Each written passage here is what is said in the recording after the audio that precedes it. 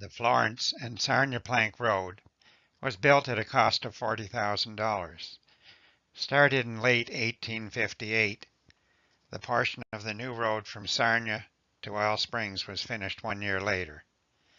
Pet Guston and Company, proprietors of a livery stable, run a daily stage, Sarnia to Oil Springs, over the first-rate plank road. 2 years ago, the plank was described as the busiest road on the continent. Tolls collected that year totaled $5,874. This represents about 40,000 vehicles, all horse-drawn, many of them with several teams, going in both directions. Fellow travelers, drivers, and passengers alike require a place to stay. There are 4 hotels along the road. 18 to 20 teams can be put up overnight at any hotel. The main reason for the planked road is to get newly found oil from Oil Springs and beyond onto Sarnia, where it can be refined at the Black Star Refinery. Join me on the stage to Oil Springs, Lambton's newest booming town. Since I last traveled this way, a few years ago, 3 toll gates have been added. One just outside Sarnia, the second at Smithville near the Lucasville Post Office. The third toll station is at the 8th line of Moore.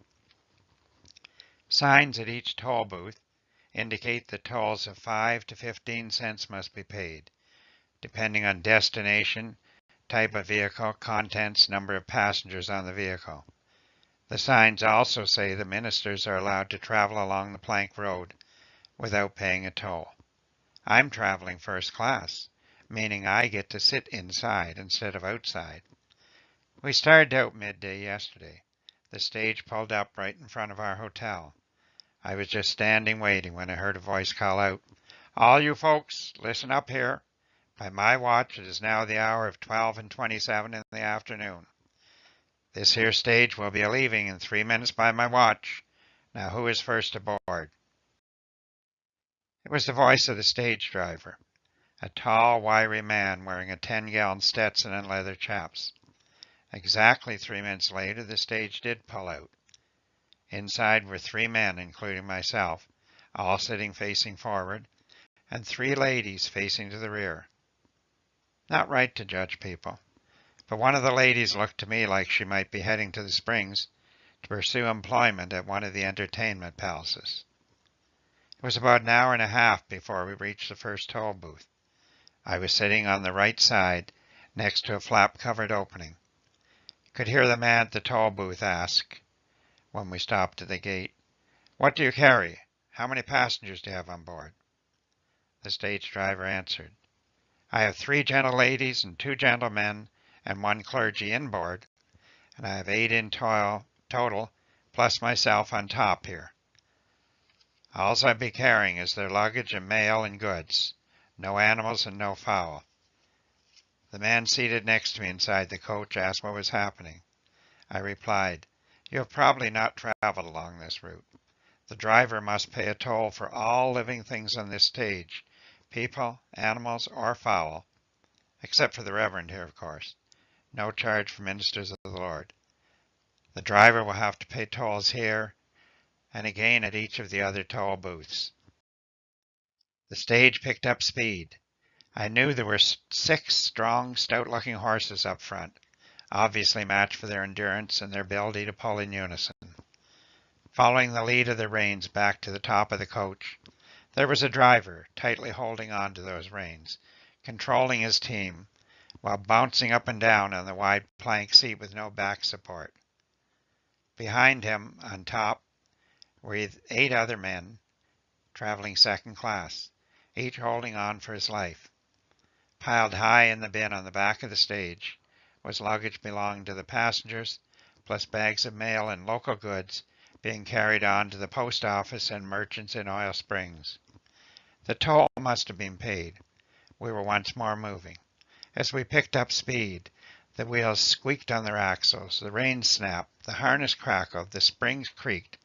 The whole box of the stage groaned as it was jostled back and forth, a quick up and down motion as we passed over each plank spread across the road.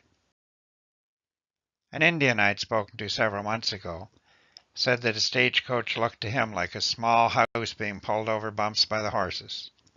He told me we would be better off, and probably a lot safer, traveling in a saddle or on a travois pulled by a horse. When I pointed out to him that the stage could move us a lot faster, his only comment was, "Why must you go fast?" As I smiled at the recollection of this question, all of us bounced up and down, right and left.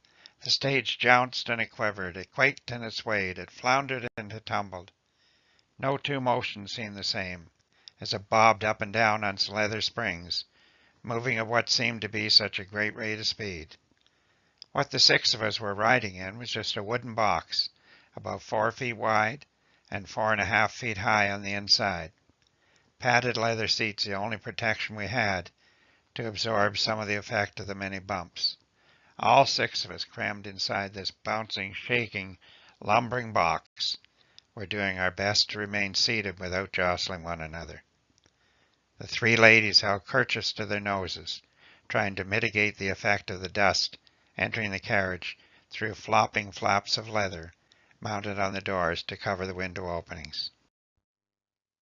It was nearly 5 hours before we approached Lucasville, only about 5 miles from the hotel in Sarnia. The reason we took so long was that we had to slow down and pull off onto side-offs at least 12 times.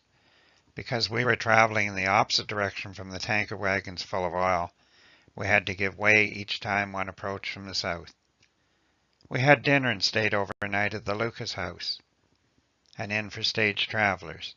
It was so crowded that I had to share a room with 5 beds with 9 other male travelers. At dinner at the hotel that night, I was informed by our waiter that the main intersection of town offered salvation, education, cultivation, and damnation. Take your choice. When I looked later, I saw that he was right. Located at the main intersection, I could see a Methodist church, a public school, a farm, and a saloon. I did not visit any of them that night. In the morning, the stage pulled away just as the sun was rising. By the time we rode the rest of the way, including passing through the other toll booth, it was past dark when we arrived in the Springs.